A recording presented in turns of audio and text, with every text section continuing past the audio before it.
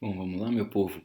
Então, essa é a última parte e eu vou sintetizar um monte de argumento do Hornet, mas só naqueles pontos mais importantes para a gente entender ah, os desdobramentos que essa abordagem mais psicológica que o Hornet faz traz para a gente entender os direitos humanos de uma forma geral e as lutas sociais por direitos de uma forma geral, né? Entendendo esses direitos de uma forma bem ampla. Então, a gente viu primeiro como essa ideia da teoria das relações objetais, né, explica o amor, ou como o cuidado se torna um referencial identitário de autoconfiança. Então, quando o Honneth constrói, se a gente for pensar naquela teoria do Habermas, da identidade do eu, ao invés de ele ir para o campo do desenvolvimento cognitivo, ele está indo para esse campo, por exemplo, da característica da autoconfiança. Né? E depois ele vai, lembrando que ele fala das três esferas de reconhecimento, né? A gente vai ter o amor, o direito e a solidariedade ou a estima. Então, agora ele vai construir isso direitinho, até para a gente chegar naquela questão que ele quer responder do que faltou no Hegel e no Mead, né? No que motiva a luta por reconhecimento. Tá? E, enfim, a gente vai chegar nessa resposta. Ele demora para responder, mas ele chega. Então, o amor gera essa autorrelação prática, né, que é a autoconfiança, e depois ele vai falar do direito como a participação autônoma na vida pública. Né? Ou seja, o direito é aquilo que saiu do campo do afeto puramente, ou das pessoas próximas, para aquela capacidade do outro generalizado, né, de a gente abstrair isso e tornar isso uma regra geral, racional. Tá? Então, essa capacidade de compreensão do outro generalizado gerou uma compreensão de deveres e de direitos. E então o jurídico passa a ser visto como uma expansão do reconhecimento recíproco. Esse reconhecimento que ainda é muito para um núcleo, né, afetivo, nesses desdobramentos históricos, geram a possibilidade de pensar leis que servem para todas as pessoas, não só para as pessoas próximas. Né? Então, o jurídico é um desdobramento do afeto. Isso é interessante, né? Mas é um desdobramento impessoal e já sem afeto, né? Que vai excluir o afeto, né? Porque ele se torna uma operação lógica, uma universalização cognitiva daquilo que só foi possível por conta do afeto. Tá? Então, como é que evolui isso historicamente? A gente não vai falar de tudo, a gente já fez mais ou menos essa história lá no comecinho, mas no Honneth agora a gente fez isso a partir da abordagem do reconhecimento. Né? Então, na modernidade, vai dizer ele, o reconhecimento jurídico se separa, enfim, das emoções, né? E ao se separar das emoções e entrar para o campo da filosofia política, da filosofia jurídica, né? O reconhecimento agora fala sobre o que ele chama aqui de indeterminidade da pessoa imputável. Ou seja, toda pessoa imputável, não são só determinadas pessoas. Né? Imputável é aquela pessoa a quem você pode atribuir direitos e atribuir deveres. Né? Então, quando ela desobedece isso, ela vai sofrer sanções. Né? Inimputável é aquela pessoa que você não pode responsabilizar, por exemplo, por um crime. Né? No campo do direito penal, em geral, se fala de imputabilidade. No campo do direito civil, se fala de capacidade. Então, se uma pessoa é incapaz de ter noção dos seus direitos, um documento assinado por ela não é validado. Né? Se uma pessoa é inimputável é porque ela não tinha consciência de que ela estava cometendo um crime. Né? Por isso a ideia da menoridade, né? Ou da maioridade penal. Então, essas são algumas questões envolvidas aí. E o que o Honneth está dizendo, então, é que essa capacidade de abstração do reconhecimento recíproco via outro generalizado gera essa indeterminidade da pessoa imputável, né? Ou seja, todos são imputáveis, ou todas as pessoas são sujeitos de direitos, e com isso abre-se estruturalmente no direito moderno, né, a capacidade de ampliação e de precisão gradativa, ou seja, uma abertura estrutural do direito moderno, né, a partir do justnaturalismo e tudo aquilo que a gente já estudou, para ampliações e precisões gradativas, ou seja, ainda que a gente tenha sérios problemas, ninguém está dizendo que os direitos humanos resolvem, né, os nossos problemas, mas eles são um sistema aberto, muito diferente do direito divino e de outras formas de se pensar o direito, né, na história humana, para ampliações, como a gente viu lá com Bobbio, né, a possibilidade de incluir cada vez mais grupos, né, de incluir nações diferentes, culturas diferentes, e ir ganhando em precisão gradativamente, com a especificação do direito da criança, do direito do idoso, do direito da mulher, do direito das pessoas com deficiência, e aquelas especificações que a gente viu. Né? Mas aqui a partir agora da teoria do reconhecimento. Então, o que acontece? O sistema jurídico passa a expressar interesses universalizáveis. Né? Ou seja, a universalização só foi possível na modernidade porque ela cai nesse campo da lógica, e com esse campo da impessoalidade do outro generalizado, eu posso pensar que qualquer ser humano, pelo simples fato de ser humano, tem direitos e deveres. Né? E com isso, de novo, né, a gente precisa tomar cuidado quando fala disso.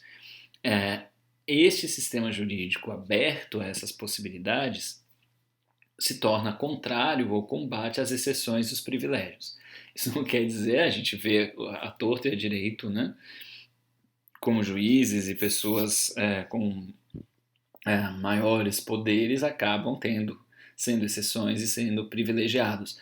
Mas até a nossa crítica em relação a isso vem do referencial de um direito igualitário e universalizado. Né? Antes nem se fazia esse tipo de crítica. Tá? Então, o que o Rony está apontando não é para uma solução, mas para uma característica que surge com o direito moderno, que se baseia no reconhecimento recíproco e sai do campo afetivo para um campo lógico e abstrato. Né? Então, uma outra ideia importante que ele vai trazer é o do conceito de respeito. Né? Então, quando ele fala em respeito, ele está falando de duas coisas. Então, o conceito de respeito para ele é bem importante e amplo, tá? Tanto que ele vai falar em desrespeito muitas vezes, né? Então ele diz o respeito se desdobra em dois. O respeito medieval, né, o respeito histórico, aí vai se desdobrar em duas formas institucionais na modernidade. No reconhecimento jurídico, em que a gente reconhece as propriedades universais das pessoas, aquilo que elas têm de abstrato e de universal, né, que foi o que a gente acabou de falar, e na estima social, que são as propriedades particulares. Então, o respeito tem duas grandes dimensões. Uma generalizada para toda e qualquer pessoa, e outra que é aquela justamente da característica de cada pessoa na sua comunidade, naquilo que ela é reconhecida concretamente. Né? E este movimento foi o que possibilitou o surgimento da noção de igualdade.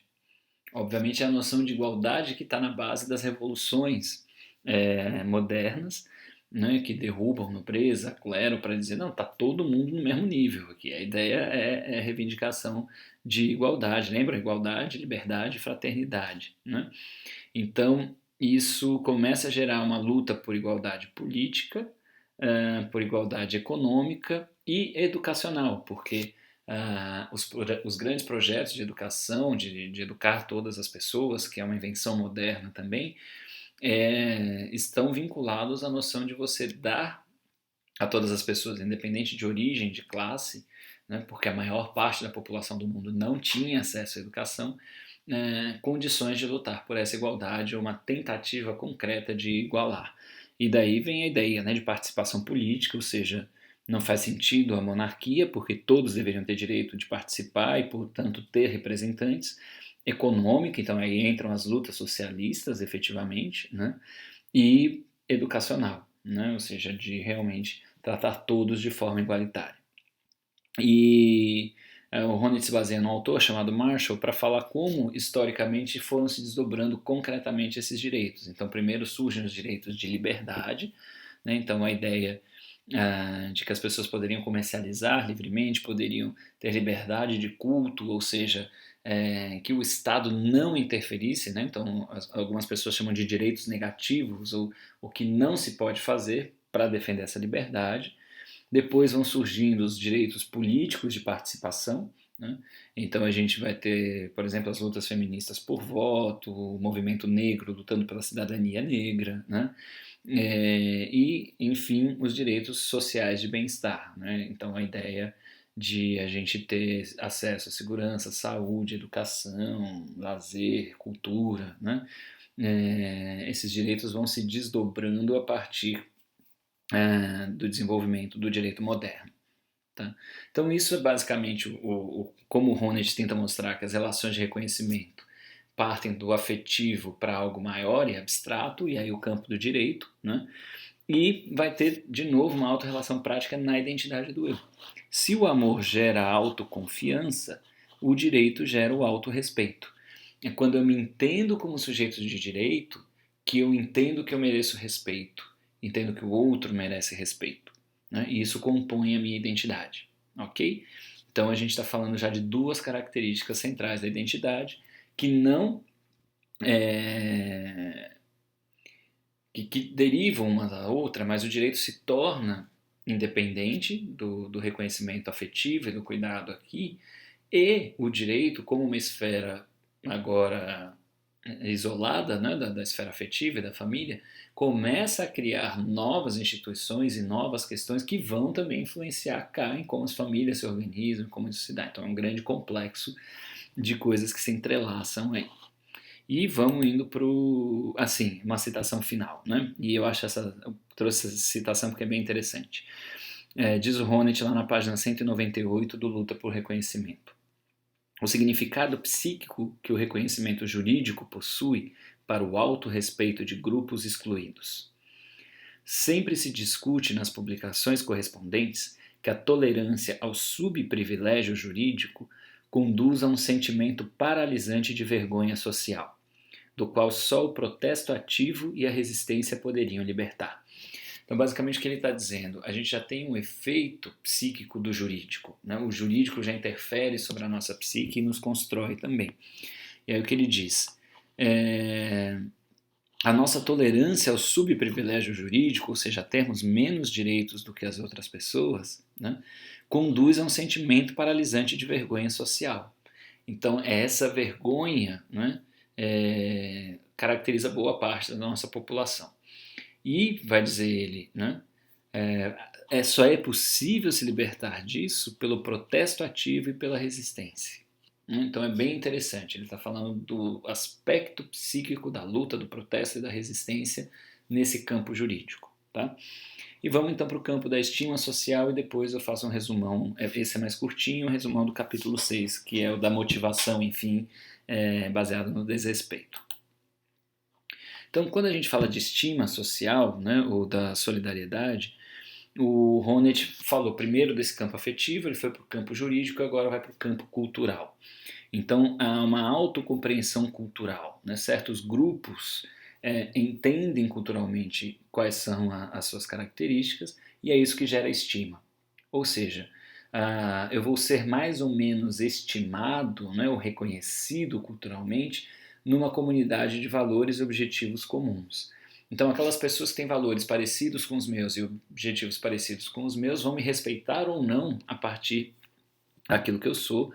E como a gente viu, esse é o campo mais concreto e que envolve o indivíduo não na sua esfera afetiva, familiar, mas na sociedade mais ampla. Né?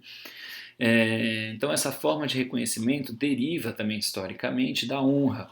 Aquilo que era honra, né, na Idade Média, a gente sempre vê nesses filmes que falam disso, a honra, né, tão importante, vai ganhar a partir da Idade Moderna os nomes de reputação e de prestígio que geram a noção de dignidade, né? Então uma pessoa digna, uma pessoa íntegra, a integridade é diferente daquela pessoa honrada, né? Deriva daí, mas já envolve outros valores da sociedade moderna, tá?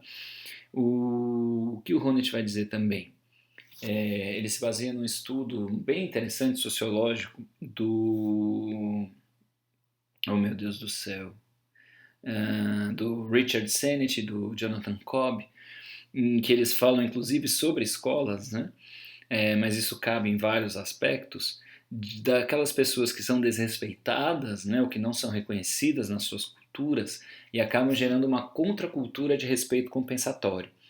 Então, aqueles meninos que na escola geram um código de que o desrespeito aos professores ou à escola são valorizados e eles se reconhecem por isso, né? Não pelo sistema escolar, não pelo valor escolar, mas por essa atitude rebelde e crítica que tem às vezes um código linguístico próprio e coisas do tipo, fala dessa contracultura de respeito compensatório que faz a gente pensar em todos os tipos de contracultura e de como as pessoas vão buscando construir as suas culturas, os seus reconhecimentos, e ali elas geram conflitos com o outro generalizado, com a possibilidade, né, de trazer novos valores ou de compartilhar novos valores e objetivos que geram o reconhecimento desses grupos. Então, se a gente pensar no exemplo do movimento negro, né, que a gente parte de uma comunidade escravizada para uma comunidade extremamente respeitada em vários aspectos da cultura,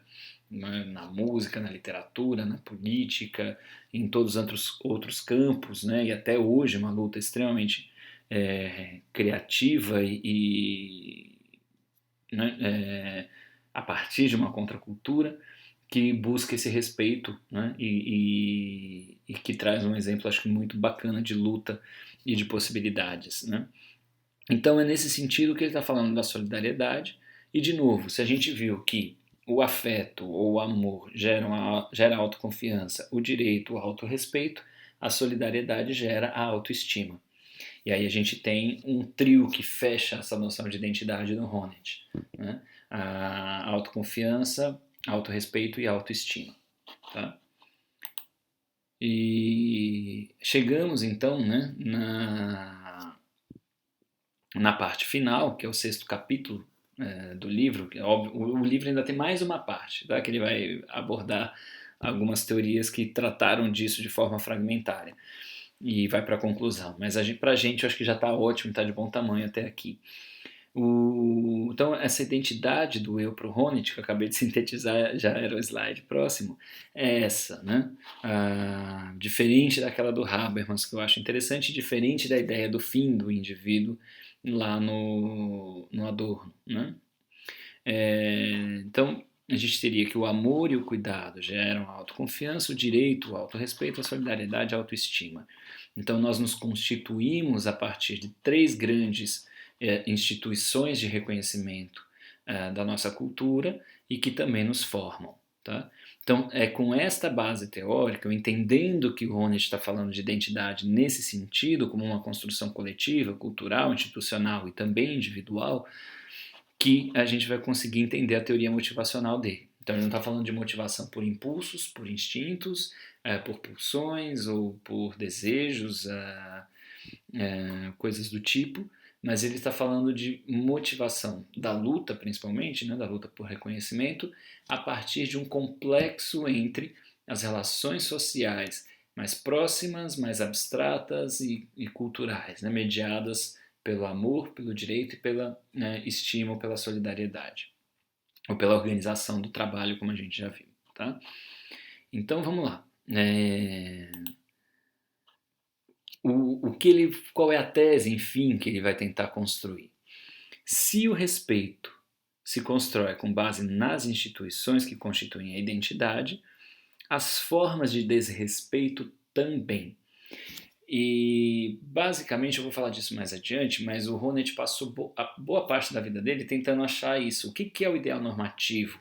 Por que a gente fala que a sociedade está errada, mas não diz o que estaria certo? Então ele está tentando mostrar para a gente assim, olha, eu criei uma teoria bastante complexa aqui do que deveria ser ou do que é o certo e que é concreto. Assim. Falha em vários aspectos, mas isso existe. Né? O afeto, o direito e a solidariedade existem e elas dão para a gente um referencial normativo para o que falha. E quando ele constrói isso e constrói essas categorias, né, da autoconfiança, do autorrespeito e da autoestima, ele vai dizer, então agora a gente também é capaz de classificar as patologias sociais, aquilo que gera sofrimento a partir dessas construções da sociedade moderna. E como é que ele vai construir isso então? Ele vai dizer, olha, se a gente prestar atenção, deixa eu só ver, o nome do capítulo, eu estou com isso anotado aqui, é Identidade Pessoal e Desrespeito. Né? violação, privação de direitos e degradação. Então, que são os correspondentes, né? Eu uso outros nomes aqui, porque degradação soa estranho para a gente, então vamos pro que ele vai usando no texto e a forma que eu fui entendendo um pouco melhor, tá? Então, o que ele vai dizer? Para essa coisa da confiança, lembram lá do Winnicott, para o contato, para a linguagem corporal, para essa comunicação sutil, o oposto dela são os maus tratos físicos, a tortura, a violação, e aí violação acho que tem vários sentidos, né, que a gente poderia pensar. E qual é o efeito desses maus tratos físicos? Eles ferem a confiança em si mesmo e no mundo. E aí ele vai dizer, há uma literatura que fala em morte psíquica. Né? É como se a gente perdesse a capacidade criativa, enfim, é como se a gente tivesse muita dificuldade em lidar com a gente mesmo e com o mundo depois de passar por uma situação de violência extrema. Né? Então, esse seria o efeito, né, ou a patologia do cuidado e da autoconfiança. No caso do autorrespeito, a gente teria a denegação de pretensões jurídicas. Né? E aí o exemplo que ele usa é a escravidão, que desconsidera totalmente as pessoas como sujeitos de direitos. Né? E aí ele fala aqui em morte social. Acho que a gente pode pensar, obviamente, na escravidão, a gente pode pensar no machismo, né? Na exclusão das mulheres dos direitos, de outros grupos sociais que têm os seus direitos negados. Né? Então, essa denegação de pretensões jurídicas, que é como se dissesse para as pessoas, você não tem capacidade de estar nessa comunidade, né? É uma espécie de morte social. Tá? E, por fim, no campo da estima, né, da cultura, de como as coisas se constituem, ele fala de como as relações, né, não tão próximas se constituem, ele fala da humilhação social. Né? E como essa humilhação social gera vergonha, aquela vergonha que ele estava falando antes, de uma forma geral, todos geram vergonha. Né? A gente fica envergonhado de ter sido violentado, a gente fica envergonhado de fazer parte de um grupo sem direitos, a gente fica envergonhado de fazer parte de um grupo humilhado. Né? E o que ele está dizendo? O fato de nós termos, de alguma forma, experiências de autoconfiança, de autorrespeito e de autoestima vai fazer que quando a gente passe por qualquer situação caracterizada pela negação, nos motive a lutar para a restituição dessas possibilidades. Essa é a grande tese do Honneth. Então a motivação vem de algo conquistado e então rejeitado ou negado na condição em que a gente vive. Tá? Eu vou ler um trecho longo, mas eu acho bastante preciso, e a gente já está terminando a aula efetivamente, como ele basicamente expõe essa tese. Ele fala um pouquinho mais de algumas coisas depois, mas eu vou ler isso e chegar à conclusão de como eu penso isso como ele constrói essa metáfora da saúde e da doença e o que geraria para a gente pensar na psicologia do reconhecimento para a gente bater papo na nossa aula simultânea, né, ou síncrona. Então diz ele o seguinte, olha, nem em Hegel, nem em Mead havia se encontrado uma referência à maneira como a experiência de desrespeito social pode motivar um sujeito a entrar numa luta ou num conflito prático. Então, o que faz as pessoas lutarem socialmente? Né? Faltava, de certo modo, o elo psíquico que conduz do mero sofrimento à ação ativa, informando cognitivamente a pessoa atingida acerca de sua situação social. Gostaria de defender a tese de que essa função pode ser cumprida por reações emocionais negativas como as que constituem a vergonha ou a ira, a vexação ou o desprezo. Delas se compõem os sintomas psíquicos com base nos quais um sujeito é capaz de reconhecer que o reconhecimento social lhe é denegado de modo injustificado. A razão disso pode ser vista, por sua vez, na dependência constitutiva do ser humano em relação à experiência do reconhecimento. Ou seja, aquela ideia antropológica dele de que a nossa incompletude nos leva necessariamente a passar por experiências de reconhecimento é o que está na base dessa possibilidade, tanto jurídica quanto da estima. E aí, seguindo no texto. Para chegar a uma autorrelação bem-sucedida, ele depende do reconhecimento intersubjetivo de suas capacidades e de suas realizações. Se uma tal forma de assentimento social não ocorre em alguma etapa de seu desenvolvimento, abre-se na personalidade como que uma lacuna psíquica na qual entram as reações emocionais negativas com a vergonha, como a vergonha ou a ira. Lembram, né, que os espanhóis falavam do vazio psíquico, né? Aqui nessa tradução ficou a lacuna psíquica, tá? Daí a experiência de desrespeito está sempre acompanhada de sentimentos afetivos que, em princípio, podem revelar ao indivíduo que determinadas formas de reconhecimento lhe são socialmente denegadas. Por isso a importância dos sentimentos de injustiça, né? Para tornar plausível essa tese complexa, pelo menos em seu esboço, é recomendável reportar-se a uma concepção de sentimento humano, como a que John Dewey desenvolveu em sua psicologia pragmática. Então aqui ele insere uma discussão sobre Dewey que a gente não vai entrar. Tá? Seria muito interessante, eu também conheço pouco e tenho aí como uma tarefa futura entender um pouco melhor nessa teorização sobre os sentimentos humanos, mas eu acho que aqui já deu conta de explicar melhor o que é esse vazio psíquico, né, agora com mais conceitos, e essa motivação para a luta, essa motivação para a transformação social a partir da vergonha, da ira, né, da indignação. Tá? E como essas forças não são só forças individuais, mas são forças que defendem as instituições sociais que de alguma forma nos constituíram com autoconfiança, autorrespeito e autoestima. Então, quando o Honneth fala isso, ele faz uma analogia entre saúde e doença, que vai se tornar a linguagem dele para falar de patologia social. Né? Ele fala, é uma metáfora da medicina mesmo, né, que eu estou tomando. Por quê? Eu estou entendendo que quando eu falo de uma doença social, uma patologia social, desde quando Rousseau falou que a civilização corrompe a natureza humana, eu estou entendendo que tem algo íntegro que vai ser fragmentado. Eu estou entendendo que tem algo que funciona e que não está funcionando muito bem. Então a saúde seria esse reconhecimento nas três esferas.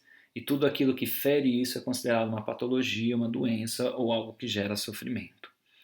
E qual é o objetivo então da teoria dele? Né? Por que ele construiu tudo isso? Para a gente pensar numa evitação do adoecimento pela garantia de relações de reconhecimento. Né? Basicamente é isso que ele quer propor para a teoria crítica, uma teoria que saiba avaliar quais são esses referenciais normativos e aquilo que fere esses referenciais para a gente poder agir na prevenção ou na correção disso que é o desrespeito. Tá? Para a gente aqui, agora sou eu inventando a partir do que ele falou, né? E para abrir para o nosso bate-papo da aula. Uma psicologia do reconhecimento, então, é aquela que está tentando suprir, como proporia o Winnicott, e por isso a gente vai falar dele na próxima semana, as falhas do cuidado, as falhas do afeto, né? Possibilitando as pessoas que sofreram essas falhas conseguir significar isso, encontrar quais foram as falhas ambientais e reviver isso, né? E poder agir criativamente diante disso. A gente poderia pensar numa psicologia do reconhecimento que não fica só na esfera afetiva, né? E portanto dá um passo para além de questões puramente psicanalíticas, para a questão do direito, enquanto uma outra expressão do reconhecimento, e que acredito eu nos faria pensar em como lutar contra questões injustas do direito e também como propor políticas públicas ou defender políticas públicas que respeite as pessoas, os diferentes grupos que sofrem, né, por conta dessa denegação de direitos. E por fim, né, diante da grande questão da autoestima, né, ou daquilo que fere a estima dos grupos sociais, seria a gente lutar por uma cultura inclusiva, né, a gente conseguir transformar as pessoas para que elas reconheçam os grupos sociais que sofrem pela falta de reconhecimento. E eu acho que isso nos ajuda a traduzir, por exemplo, a luta antimanicomial, a luta dos movimentos sociais de uma forma geral, questões de gênero, questões de racismo, todas essas coisas que a gente vem discutindo, talvez, né, ganhem uma compreensão bacana, né, e nos ajudem a organizar a nossa prática a partir de uma psicologia do reconhecimento, né, em que a gente pensa os papéis do cuidado, das políticas, né, enquanto direito, e de culturas em que as pessoas possam ser diferentes sem ter medo e sem serem desrespeitadas, tá bom? Então é isso, gente, e espero que nos ajude a bater papo aí no nosso momento síncrono. Abraços.